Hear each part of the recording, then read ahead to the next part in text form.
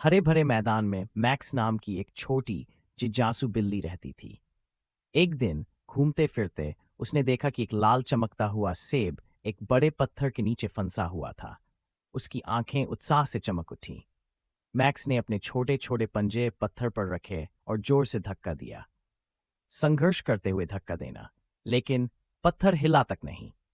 उसने फिर कोशिश की, धक्का दिया, उछला, पंजों से खरोंचा, लेकिन कुछ भी काम नहीं आया।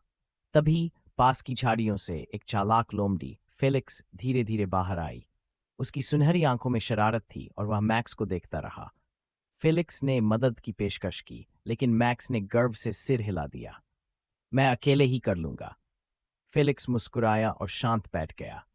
मैक्स ने एक आखिरी बार जोर लगाया, लेकिन अब वह बहुत थक चुका था। उसने गहरी सांस ली और घास पर गिर पड़ा। फेलिक्स ने अपनी जबरीली पूंछ हिलाई और इंतजार करता रहा।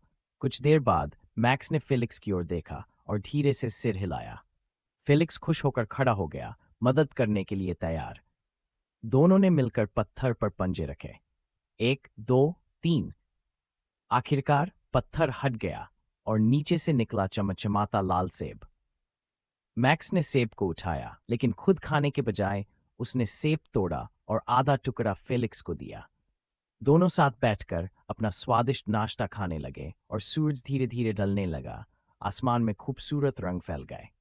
मैक्स मुस्कुराया क्योंकि उसे एक बड़ी सीख मिल चुकी थी। कई बार दोस्त के साथ काम करना सबसे अच्छा होता है। फेलिक्स हंसा और पूंछ हिलाई, और इस तरह दोनों दोस्त खुश होकर अगली नई रोमांचक यात्रा की ओर बढ़ गए। संगीत धीरे धीरे खत्म। नर्म हवा की सरसराहट कहानी